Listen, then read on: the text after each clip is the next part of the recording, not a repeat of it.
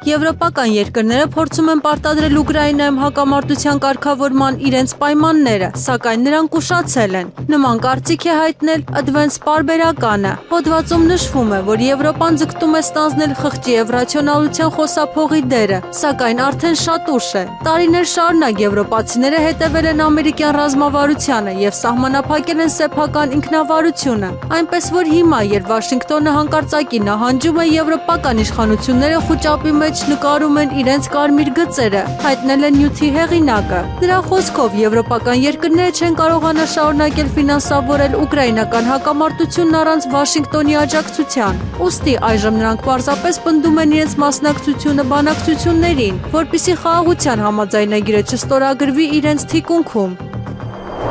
Գարեգին երկրորդ ամենայն հայոց կաթողիկոսի նախագահությամբ 2025 թվականի նոյեմբերի 25-ին Մայրաթոր Սուրբ Էջմիածնում գումարվել է հայաստանյան եպիսկոպոսների եւ թեմակալ առաջնորդների ժողով։ Այս մասին հայտարարություն է տարածել Մայրաթորը մանրամասնելով, թե ինչ քննարկումներ են տեղի ունեցել։ Ժողովին քննարկվել է վերջին շրջանում առանձին հոգեվորականների կողմից Սուրբ Պատարագի արարողության ընթացքում ամենայն հայոց կաթողիկոսի եւ թեմակալ առաջնորդի անունների հիշատակության միտումնավոր զեղչման խնդիրը։ Եպիսկոպոս դասը դատապարտելի նկատել է սույն երևույթը արձանագրելով, որ եկեղեցաբանական տեսանկյունից այն հակականոնական է եւ կարող է հանգեցնել հերձվածի։ Ընդգծվել է, որ նման գործողությունները ենթակա են խստագույն պատժի, եթե եկեղեցականը չզղջա եւ չսրբագրի իր հակականոնական ընթացքը սանվանված կարգով։ Կարևորվել է, որ հոգեվորականները չտրվեն փառակտիչ գործողությունների եւ սադրանքների, պահպանեն միաբանության ոգին հանուն առաքելական մեր Սուրբ եկեղեցու անսասանության եւ առավել զորացման։ Էլեկտրական մեքենաների ներմուծման արտոնության ժամկետը կերկարաձգվի։ Այս մասին ազգային ժողովում տնտեսական հարցերի մշտական հանձնաժողովում հայտարարել է էկոնոմիկայի նախարար Գևորգ Պապոյանը, ներկայացնելով Հայաստանի Հանրապետության հարկային օրենսգրքում լրացում կատարելու մասին օրենքի նախագիծը։ Առաջարկվում է ավելացված արժեքի հարկից ազատման գործող արտոնությունը երկարաձգել եւս 1 տարով։ Էլեկտրական շարժիչով մեծ, փոքր, միջին ավտոբուսների, մարդատար մեքենաների, մոտոցիկլետների, մոպեդների ներմուծման հայտարարել է նախարարը։ Պապոյանը հիշեցրել է, որ էլեկտրական շարժիչով մեքենաներն այս պահին ազատված են ավելացված արժեքի հարկից մինչև 2026 թվականի հունվարի 1-ը։ Պապոյանը հիշեցրել է, որ էլեկտրական տրանսպորտային միջոցների երրորդ երկրներից ներմուծման համար ներկայումս գործում է նաև մաքսատուրքից ազատման արտոնություն։ Ըստ նրա, ավելացված արժեքի հարկի եւ մաքսատուրքերի վճարման ազատման արդյունքում աճել է էլեկտրական շարժիչով տրանսպորտային միջոցների ներմուծման ծավալները։ Նախարարը հայտնել է, որ արտոնությունը տարածվում է միայն այն էլեկտրական շարժիչով տրանսպորտային միջոցների վրա, որոնք թողարկվել են 2023 թվականի դեկտեմբերի 31-ից հետո, այսինքն 2024, 2025, 2026 թվականի արտադրության ավտոմեքենաների համար։ Ոչ ոք իր խոսքի, իր քաղաքական հայացքների համար Հայաստանում չպիտի բանտարկվի։ Այս մասին ասել է Հայաստան խմբակցության падգամավոր Գևորգ Դանիելյանը, անդրադառնալով այս իշխանությունների օրոք բանտարկված անձանց։ Նա կարծում է, որ այդ մարդիկ օր առաջ պետք է ազատ արձակվեն, եթե բանտարկված չեն որևէ արարքի, այլ պարզապես քաղաքական հայացքների համար։ Բոլոր են մարդիկ, որոնց որ ընտրովի մոտեցումա ցույց տվել իշխանությունը բոլոր ժամանակների, ես ավելի քան պարզ եմ ասում, դրանից ավելի պարզ հնարավոր չի ասել։ Այդ մարդիկ պետքա օր առաջ հայտնվեն ազատության մեջ եւ չպատժվեն նրա համար, որ իրենք ունեն այս կամ այն քաղաքական հայացքները։ Հենց հիմա Հայաստանի Հանրապետության բանտերում սրբազան եպիսկոպոսներ են, սրբազան հայրեր են, արքեպիսկոպոսներ են, որոնք որ մեր ձեր բոլորի ամոթն ու խարանն է, որ այդ մարդիկ գտնվում են քրեակատարողական հիմնարկներում։ Հայ առաքելական Սուրբ եկեղեցու սրբազանը իր խոսքի համար հիմա ԱԾ մեկուսարանում է։ Մյուս սրբազանի ձայնագրությունները, ամբողջ գործը մոնտաժված է, կեղծված է, դրա ապացույցները կան։ Հակակոռուպցիոն կոմիտեն մտել է Հայաստանի ֆիզիկական կուլտուրայի եւ սպորտի պետական ինստիտուտ, կաշառք վերցնելու պահին դասախոսներ են ձերբակալվել։ Այս մասին հայտնել են լրատվամիջոցները։ Կոմիտեից ի պատասխան հաստատել են Հայաստանի հակակոռուպցիոն կոմիտեում քննվող քրեական վարույթի շրջանակներում ձերբակալվել է Հայաստանի ֆիզիկական կուլտուրայի եւ սպորտի պետական ինստիտուտի ամբիոնի վարիչը կաշառք ստանալու մեղադրանքով։ Եվս 2 անձ ձերբակալվել է կաշառք ստանալուն օժանդակելու եւ կաշառք տալու մեղադրանքներով։ Նրանց նկատմամբ նկատմամբ կալանքը որպես խափանման միջոց կիրառելու միջնորդություններ են ներկայացվել դատարան, որոնք բավարարվել են։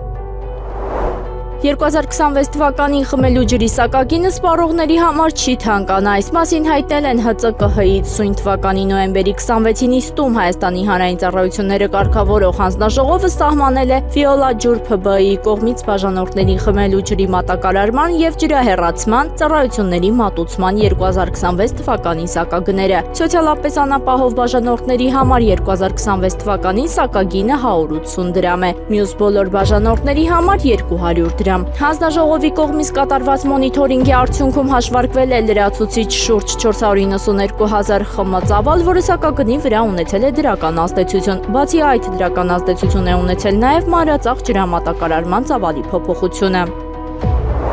Ադրբեջանական մամուլում տարածվող հրապարակային տեսանյութերը լույս են սփռում այն իրականության եւ տրամադրվածության վրա, որը տիրում է այդ երկրի հասարակության ներսում։ Դպրոցական լսարաններում, մանկահասակ դասարաններում երեխաներին սովորեցնում են ոչ թե գիտելիք, այլ ատելություն հայերի նկատմամբ, որպես թշնամի, սպառնալիք, ոչնչացման արժանի հասարակություն։ Միևնույն ժամանակ Երևանի քաղաքական օրակարգում շարունակում է հնչել խաղաղության գաղափարը՝ միակողմանի, միաձայն, առանց փոխադարձության հույսի։ Խաղաղություն որպես հայտարարություն, որպես ուղերձ, անգամ որպես ներքին քաղաքականություն։ Բայց այստեղ առաջ է գալիս գլխավոր հակասությունը։ Ինչպես կարող է մի ժողովուրդ ձգտել խաղաղության, երբ մյուս կողմում նույն պահին սերունդը դաստիարակվում է ատելության հիմքով։ Ինչու չձեռնարկել գործուն քայլեր երկու հասարակությունների միջև դարեդար եկած ատելությունը գոնե մեղմելու նպատակով։ Օրինակ, խաղաղության պայմանագրի կետերում հստակ ամրագրել մի դրույթ, որ դպրոցական ծրագրերում պետք է ներմուծվի պարտադիր դասաժամեր, որտեղ երեխաներին կսովորեցնեն ոչ թե մնալ անպաշտպան, այլ գիտակցել մարդու արժանապատվությունը, տարբեր մշակույթների գոյության իրավունքը, հակամարտությունը լուծելու ոչ բռնի ձևերը եւ հանդուրժողականություն միմյանց նկատմամբ։ Կրթության փորձագետ Ատոմ Մխիթարյանը անդրադառնալով այս դիտարկմանը նշում է. Հայաստանում իշխանությունը, որը խաղաղության գործընթացն է տանում, նա շատ ցածր բան ունի, վարկանիշ ունի։ Եվ հատկապես կրթության ոլորտում նրանց բոլոր նախաձեռնությունները ըստ էության հասարակության կողմից հակակրանքի են արժանանում, այսինքն այնպես չի, որ հալած յուղի պես ընդունվում է։ Այսինքն դա, եթե անում է այն իշխանությունը, որը բարձր հեղինակություն չի վայելում, դա կարող է բերել հակառակ էֆեկտի, հակառակ տրամաբանությունը կարող է գործել։ Եվ նույնը մենք կարող ենք ասել նաև Ադրբեջանի հասարակության մասին։ Բայց մյուս կողմից մենք ունենք նաև եվրոպական երկրների փորձը, որ ցանկացած բան, որպեսզի կայուն մնա հասարակության մեջ, այդ բանը մտցնում են դպրոցական դասագրքերում եւ ուսումնական ծրագրերում։ Ինչու սա հնարավոր չէ ընդգրկել, ներմուծել խաղաղության պայմանագրի 17 կետերի մեջ, քանի որ ինչպես գիտեք դուք, ինչպես գիտենք բոլորս, պայմանագրի 17 կետերը համաձայնեցված են երկու կողմերի միջև եւ հետեւաբար նաեւ նախաստորագրված, այսինքն փոփոխության ենթակա չէ, ոչ միայն որևէ կետ դուրս բերել, հանել 17 կետերից, նաև նոր կետ ներմուծել։ Ի վերջո, հայ եւ ադրբեջանցի ժողովուրդների միջև եղած ատելությունը գալիս է վաղուց եւ ավելի սաստկացել է 44-օրյա պատերազմից հետո։ Եթե այսօր չենք սովորեցնում հանդուրժողականություն, ապա ինչով ենք պատրաստվում ապահովել վաղվա խաղաղությունը։ Ի վերջո, խաղաղությունը չի կառուցվում սոսկ հայտարարություններով, այն ձևավորվում է դպրոցում, դասարանում, ուսուցչի խոսքում, դասագրքի բովանդակության մեջ։ Ուկրաինայի անվտանգության աջակցության նախաձեռնության ծրագրերի շրջանակներում Ուկրաինային զինամթերքի մատակարարումները հետաձգվում են 1 ամսից մինչև 1.5 տարի, հաղորդում է ՌԻԱ Նովոստին։ Կատարվել է 1.9 միլիարդ դոլար արժողությամբ 7 պայմանագրերի աուդիտ, որից 1.6 միլիարդ դոլարը զինամթերքի համար է։ Աուդիտը պարզել է, որ արկերի մատակարարման 5 պայմանագրերի շրջանակներում կապալառուները արտադրանքը մատակարարել են 1-ից մինչև 18 ամիս ուշացումներով եւ չեն կատարել մատակարարման ծավալների վերաբերյալ պարտավորությունները։ Անցյալ տարվա նոյեմբերի 30-ի դրությամբ ավելի քան 336,000 միավոր զինամթերք չէր մատակարարվել, ինչը գերազանցում է պատվիրված ծավալի 55%-ը։ ԱՄՆ-ն զգուշացրել է Ուկրաինային, որ այլևս չի կարող ապահովել զենքի եւ հոբ համակարգերի անխափան մատակարարումներ իր ենթակառուցվածքները արդյունավետորեն պաշտպանելու համար, հաղորդում է NBC News-ը, հղում անելով աղբյուրներին։ Հեռուստատեսության աղբյուրների համաձայն անցյալ շաբաթ Կիևում կայացած բանակցությունների ժամանակ ԱՄՆ բանակի նախարար Դանիել Դրիսկոլը հայտարարել է, որ ամերիկյան պաշտպանական արդյունաբերությունը չի կարող շարունակել Ուկրաինային զենք եւ հոբ համակարգեր մատակարարել այնքան նշանակությամբ, որոնք անհրաժեշտ են երկրի ենթակառուցվածքներն ու բնակչությունը պաշտպանելու համար։ ԱՄՆ-ի կողմից ներկայացված խաղաղության ծրագիրը պարունակում է առնվազն 3 կետ, որոնք կարմիր գծեր են Ուկրաինայի համար եւ կարող են խոչընդոտել բանակցությունների հետագա առաջընթացին, հաղորդում է CNN News-ը, հղում անելով Կիևի բարձրաստիճան պաշտոնյային։ Առաջին հերթին սա վերաբերում է Դոնբասում տարածքների, այդ թվում Ուկրաինայի այսպես կոչված ամրոցների գոտու փոխանցման զգայուն հարցին։ Աղբյուրը նշել է, որ մեկ այլ կետ է Ուկրաինայի զինված ուժերի թվականակը սահմանափակելու վիճահարույց առաջարկը։ Նաև անընդունելի է Ուկրաինայի կողմից ՆԱՏՕ-ին անդամակցությունից հրաժարվելու պահանջը։ Աղբյուրը կարծում է, որ նման զիջումը կստեղծի վատ նախադեպ եւ Ռուսաստանին կտա վետոյի իրավունք ռազմական դաշինքի նկատմամբ։ ՆԱՏՕ-ի գլխավոր քարտուղար Մարկ Ռյուտեն զգուշացրել է, որ չպետք է անիրատեսական սպասումներ ունենալ Ուկրաինայի հակամարտության կարգավորման ԱՄՆ խաղաղության ծրագրից։ Ռյուտեի խոսքով առաջարկվող ծրագիրը պարունակում է մի շարք կարևոր տարրեր, բայց նաև բարդ տարրեր, որոնք պահանջում են հետագա մշակում եւ բանակցություն։ Մենք դեռևս հեռու ենք խաղաղության ճանապարհին մեր նպատակին հասնելուց, ասել է ՆԱՏՕ-ի գլխավոր քարտուղարը։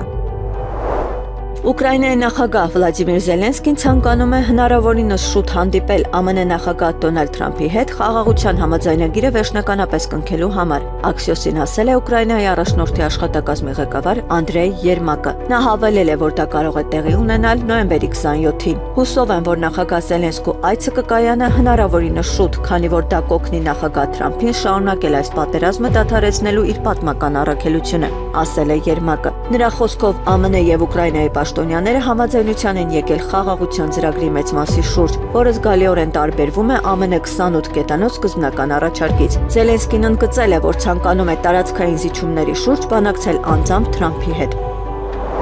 Պաշտպանության նախարարության ուղղաթիռ, որը օրվա ընթացքում իրականացրել է 22 թռիչք։ Գեղարքունիքի ճամբարակ թթուջուր հատվածում էկոպարեկային ծառայության աշխատակիցները կրկին փորձել են մարել դեռ 4 օր առաջ բռնկված էր դեհը։ Ամենավտանգավորը համարվում են կոճղերի տակ մնացած բոցավառվող օջախները, որոնք ցանկացած պահի կարող են կրկին բռնկվել։ Գեղարքունիքում առաջին հրդեհները գրանցվել էին նոյեմբերի 21-ին միանգամից 3 օջախով։ Ներքին գործերի նախարարության փոխանցմամբ դրանցից 2-ը մարվել են, երրորդում աշխատանքներն ընթանում են ինտենսիվ ռեժիմով։ Տեղացիների շրջանում շրջանառվում են ինչպես գյուղացիների անփութության, այնպես էլ կախամտածված հրդեհման վարկածներ, ներառյալ հնարավոր սահմանից եկած վտանգի մասին ենթադրությունները։ Պաշտոնական հաստատում չկա։ Քննչական կոմիտեն հաղորդում է, որ հետաքննություն կսկսվի միայն այն դեպքում, եթե ստացվի հանցագործության մասին հաղորդում։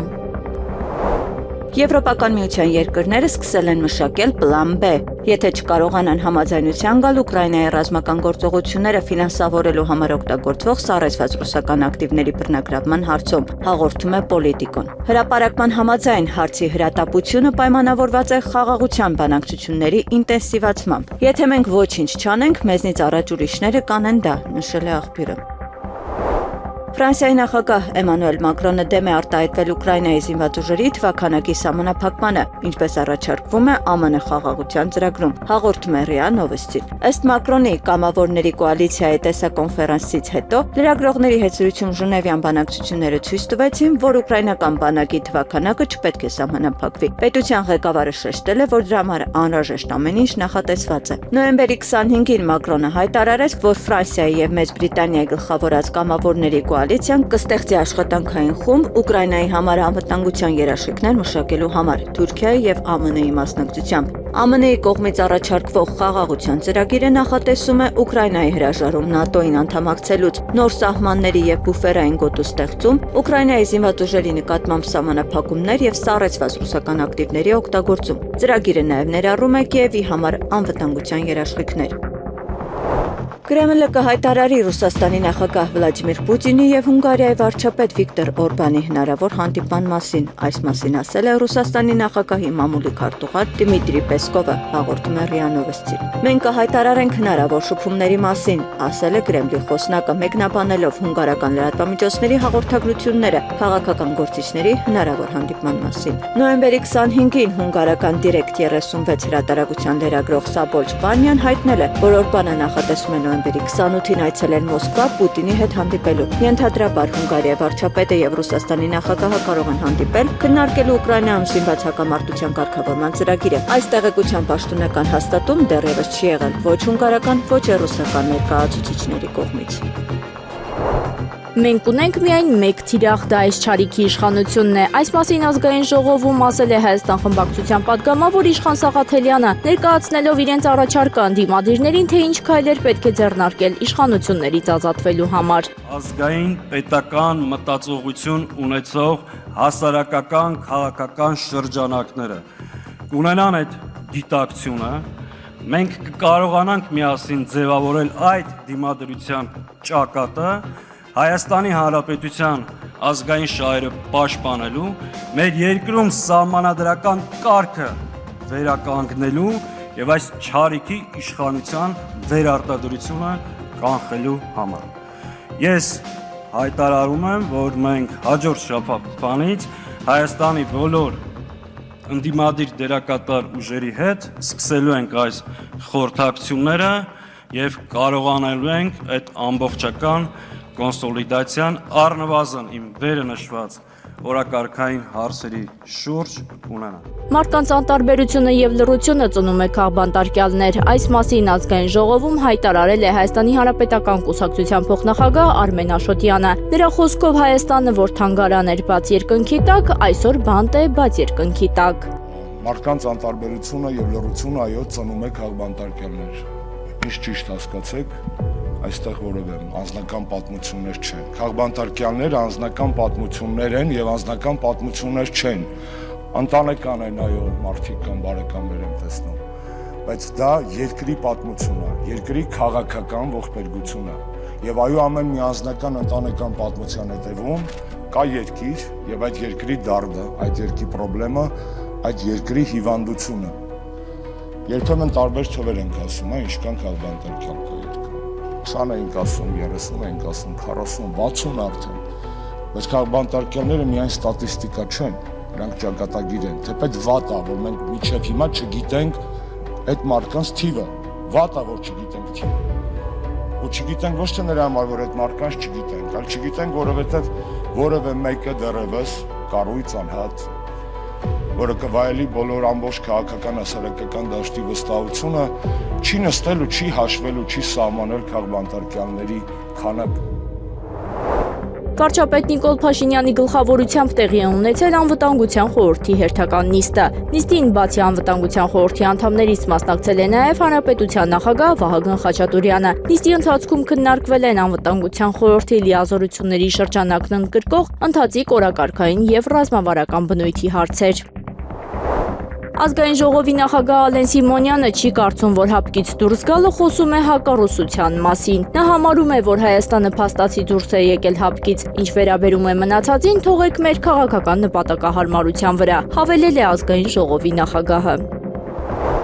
Զապորոժիեի ատոմակայանը հնարավոր խաղաղության համաձայնագրից հետո կարիք կունենա հատուկ կարգավիճակի, հաղորդում է Reuters-ը, հղում անելով ատոմային էներգիայի միջազգային գործակալության գլխավոր տնօրեն Ռաֆայել Գրոսին։ ՄԱԳԱՏԷ-ի ղեկավար Ռաֆայել Գրոսին հայտարարել է, որ Զապորոժիեի ատոմակայանը կարիք կունենա հատուկ կարգավիճակի եւ Ռուսաստանի ու Ուկրաինայի միջև համագործակցության համաձայնագրի, եթե խաղաղության համաձայնագիր կնքվի, հաղորդել է հրատարակությունը։ Զապորոժիեի ԱԵԿ-ը գտնվում է Դնեպր գետի ձախ-ափին, Էներգոդար քաղաքի մոտ։ Այն Եվրոպայի ամենամեծ ատոմակայանն է իր ագրեգատների քանակով եւ տեղադրված հզորությամբ։ Ունի 6 էներգաբլոկ, յուրաքանչյուրը 1 գիգավատ հզորությամբ։ 2022 թվականի հոկտեմբերին ատոմակայանը դարձավ Ռուսաստանի Դաշնության սեփականությունը։ Էներգաբլոկներում էլեկտրաէներգիայի արտադրությունը դադարեցվել է 2022 թվականի սեպտեմբերին։ 2024 թվականի ապրիլից բոլոր էներգաբլոկները գտնվում են սառը անջատման ռեժիմում։ ՆԱՏՕ-ի գլխավոր քարտուղարի տեղակալ Ռադմիլա Շեկերինսկան այցելել է Ուկրաինա, հայտարարել է Ուկրաինայի վարչապետ Յուլիա Սվիրիդենկոն։ Մենք հանդիպեցինք ՆԱՏՕ-ի գլխավոր քարտուղարի տեղակալ Ռադմիլա Շեկերինսկայի հետ Ուկրաինա կատարած այցի ընթացքում։ Մենք հաստատեցինք PURL ծրագրի արդյունավետությունը որպես Ուկրաինայի սպառազինության կարիքները բավարարելու արդյունավետ գործիք։ Ծրագրի մեկնարկից ի վեր ֆինանսական աջակցության ծավալը գերազանցել է 3 միլիարդ դոլարը, հայտնել է վարչապետը։ Եվրոպան վախենում է, որ ԱՄՆ նախագահ Դոնալդ Թրամփը կարող է վերադառնալ Ուկրաինայի վերաբերյալ 28 կետանոց սկզբնական պլանին, որը նախատեսում էր Կիևի կողմից Ռուսաստանին զգալի զիջումներ, հայտնել է Politico-ն։ Ուկրաինայի համար այժմ ռիսկն այն է, որ Վլադիմիր Պուտինը կվերադարձնի ամերիկացի նախագահին իր սկզբնական դիրքորոշմանը 28 կետանոց հրադադարի համաձայնագրին, որը զայրացրել է Բրյուսելի պաշտոնյաներին, հաղորդել է թերթը։ Եթե դա տեղի ունենա ըստ Politico պարբերականի, Ուկրաինայի առաջնորդ Վոլոդիմիր Զելենսկին կկանգնի տհաճ ընտրության առաջ։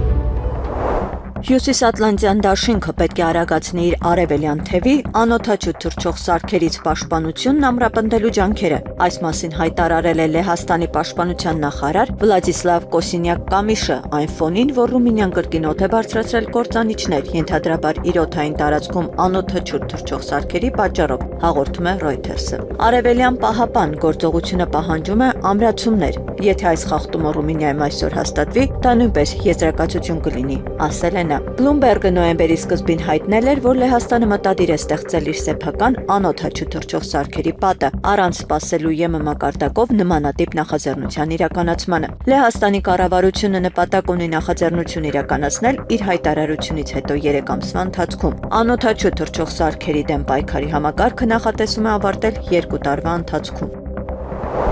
Ռումինիայի ռազմաօդային ուժերը երկրի օդային տարածքում հայտնաբերել են անհայտ անօդաչու թռչող սարք։ Այս մասին հայտնել են Ռումինիայի պաշտպանության նախարարության մամուլի ծառայությունից, փոխանցում է Լենտան։ Ռումինիայի պաշտպանության նախարարության ռադարները նոյեմբերի 25-ի առավոտյան հայտնաբերել են թիրախ, որն ուղղվում էր դեպի Թուլչայի շրջանի ազգային օդային տարածք։ Նշել են գերատեսչությունում։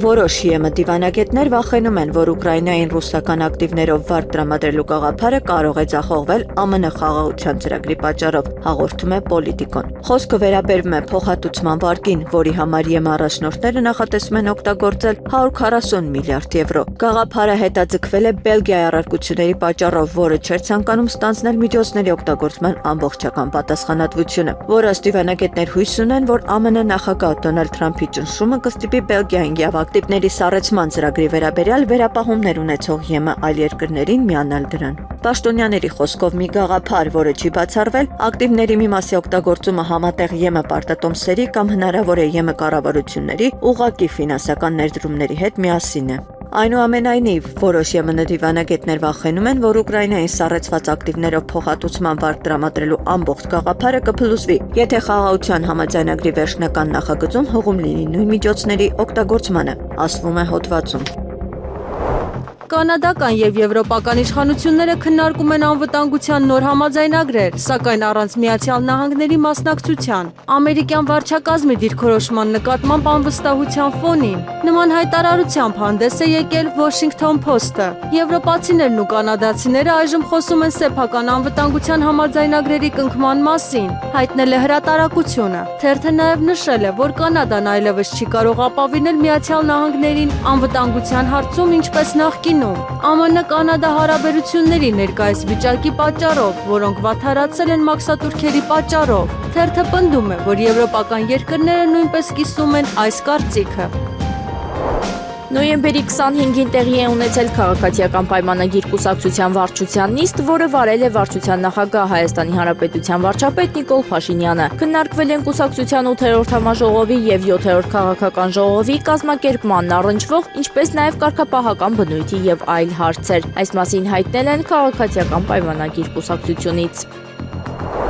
Նոյեմբերի 26-ի ժամը 10:30-ի դրությամբ Տավուշի մարզի Դիլիջան քաղաքի Կազաչի կոչվող հատվածում բռնկված հրդեհը մեկուսացվել է, սակայն կրակի դեմ պայքարը շարունակվում է այլ օջախներում։ Նավոր բնակավայրի Դիլիջանի ոլորանների անտառային գոտու եւ Լեռնային Արմենիա հյուրանոցի մոտակայքում։ Ներքին գործերի նախարարությունը հերքում է մամուլում շրջանառվող տեղեկությունները, թե հրդեհը հասել է Լեռնային Հայաստան առողջարան։ Պաշտոնական տվյալներով հրդեհը հիմնականում ընդգրկել է խոտածածկ տարածքներ, մեծաքանակ ծառերի այր տարիներում չի գրանցվել, սակայն կան ջերմահարման դեպքեր։ Կրակի տարածումը դեպի տներ եւ առողջարան կանխվել է։ Հրդեհաշիժման աշխատանքներին ներգրավված են 669 փրկարար, 215 էկոպարեկ եւ կամավոր բնակիչներ։ Ինչպես են Բաքվի դպրոցում ստորացնում հային, Եվրամեդիա 24-ի եթերում թեմային անդրադարձել է հասարակական քաղաքական գործիչ Նաիրա Զորաբյանը, նշելով, որ նշված պայմաններում չի կարող խոսվել խաղաղության օրակարգի մասին։ Չի կարող ատելությունը ինչ որևէ ֆորմայով դառնալ խաղաղություն։ Չի կարող, երբ որ դու մանկապարտեզի երեխային այդ կադրերն ենք տեսել, ադրբեջանական մանկապարտեզում երեխային ասում են 3 տարեկան, 2.5 տարեկան երեխային, ով ա քո թշնամին, ասում ա հայը, ինչ կանեիր հային, ասում ա կմորթեի։ Ավելին փողոցում Բաքվի հարցում են անցկացրել, տեսանյութ են ցույց տվել մի երեխայի ձայնը անջատած, ասել են, եթե այս երեխան փողոցում հայտնվեր անօգնական, ինչ կանեիք, ասել են կգրկեինք, կտանեինք, կսիրեինք, կփայփայեինք, բացել են ձայնը, հայի ձայն, ասել են, եթե տեսնեիք, որ հայ երեխա է, 90%-ը Բաքվի փողոցում հարցում անցկացվածների ասելա կմորթեինք։ Այսպես են գնում խաղաղության, այսպիսի խաղաղություն լինում է, սա խաղաղություն չի, սա հերթական կապիտուլյացիան է, նաև բարոյական, նաև արժե համակարգային կապիտուլյացիա է, որին տանում է այս իշխանությունը։ Ատեստավորման ներդրման նպատակը ոչ միայն զինծառայողի ֆինանսական ապահովվածության բարելավումն է, այլև նրա պատրաստության մակարդակի մասնագիտական կարողությունների ու հմտությունների բարձրացումը։ Այս մասին հարցնում է քաղաքացին հաղորդաշարի ժամանակ ասել է Հայաստանի Հանրապետության պաշտպանության նախարար Սուրեն Պապիկյանը։ Մեր գնահատման համակարգը միտված է դրան, որպեսզի թե կազմակերպված, թե ինքնուրույն ինքնակրթության ինքնապատրաստության միջոցով զինծառայողը մեծացնի գիտելիքի իր պաշարը, ասել է նախարարը։ Ներկա պահին ատեստավորումն ընթացքի մեջ է, արդեն ատեստավորվել է զինված ուժերի զինծառայողների մոտավորապես 65%-ը։ Վարչապետ Նիկոլ Փաշինյանի որոշմամբ արտաքին գործերի նախարար Արարատ Միրզոյանի գլխավորած պատվիրակությունը 3 օրով կմեկնի Բրյուսել մասնակցելու ՀՀԵՄ գործընկերության խորհրդի 6-րդ հանդիպմանը։ Պատվիրակության կազմում են արտաքին գործերի փոխնախարար Վահան Կոստանյանը, արդարադատության փոխնախարար Տիգրան Դատունցը, ներքին գործերի փոխնախարար Արմեն Ղազարյանը, ՏԿ փոխնախարար Քրիստինե Ղալեչյանը, էկոնոմիկայի փոխնախարար Անուշիկ Ավետյանը եւ փոխվարչապետ Մհեր Գրիգորյանի գրասենյակի ղեկավար Վիկտորիա Այդինյանը։ Որոշման մեջ ասվում է, ղեկավարվելով կառավարության կառուցվածքի եւ գործունեության մասին Հայաստանի Հանրապետության օրենքի 7-րդ հոդվածի 5-րդ մասով ՀՀԵՄ գործընկերության խորհրդի 6-րդ հանդիպանը մասնակցելու նպատակով 2025 թվականի դեկտեմբերի 1-ից 3-ը Բելգիայի թագավորություն գործուղել պատվիրակություն համաձայն հավելվածի։ Արևմտյան երկրները կարող են արագ հաղթել Ռուսաստանին, բայց Մոսկվան ունի միջուկային զենք։ Պոլիտիկոին տված հարցազրույցում հայտարարել է բրիտանացի քաղաքական գործիչ Գրեգ Սվանսոնը։ Մենք կարող ենք հաղթել Ռուսաստանին, կարծում եմ, մենք արագ կհաղթենք նրան, եթե միջուկային զենք չունենային, ընդգծել է նա։ Նոյեմբերի 20-ին Airbus-ի նախագահ Ռենե Օբերմանը Բերլինի անվտանգության համաժողովում հայտարարեց, որ Եվրոպային անհրաժեշտ է ձեռք բերել մարտավարական միջուկային զենք Ռուսաստանին հաջողությամբ հակազդելու համար։ Օբերմանի խոսքով Կալինինգրադի մարզում Իսկանդեր-M հրթիռների վրա ավելի քան 500 մարտավարական միջուկային մարտագլխիկների տեղակայումը դարձել է եվրոպական երկրների աքիլեսյան գարշապարը։ Ռուսաստանի եւ Ուկրաինայի միջև Ստամբուլում բանակցությունները դադարեցվել են Կիևի նախաձեռնությամբ, սակայն ներկայումս աշխատանքներ են տարվում ուկրաինական եւ ամերիկյան կողմերի միջև։ Այս տեղեկատվությունը հաստատել է Ռուսաստանի նախագահի մամուլի քարտուղար Դմիտրի Պեսկովը, գրում է ՏԱՍՍ-ը։ Նրա խոսքով քննարկումները հիմնված են ԱՄՆ նախագահ Դոնալդ Թրամփի կողմից առաջարկված խաղաղության ծրագրի նախագծի վրա։ Պեսկովը նաեւ նշել է, որ Ռուսաստանը շնորհակալություն է հայտնում Թուրքիային Մոսկվայի եւ Կիևի միջև բանակցությունների վերսկսման համար, պայմաններ ապահովելու պատրաստակամության համար։ Եղանակը առաջիկա օրերին նոյեմբերի 26-ից 30-ը սպասվում է առանց տեղումների եղանակ, լուսադեմին Արարատյան եւ Շիրակի դաշտում սպասվում է կարճատև մառախուղ, քամին հարավ-արևմտյան 2-ից 5 մետր վարկյան, օդի ջերմաստիճանը նոյեմբերի 26-ից 3-ը աստիճանաբար կնվազի 2-ից 4 աստիճանով, այնուհետև էապես չի փոխվի։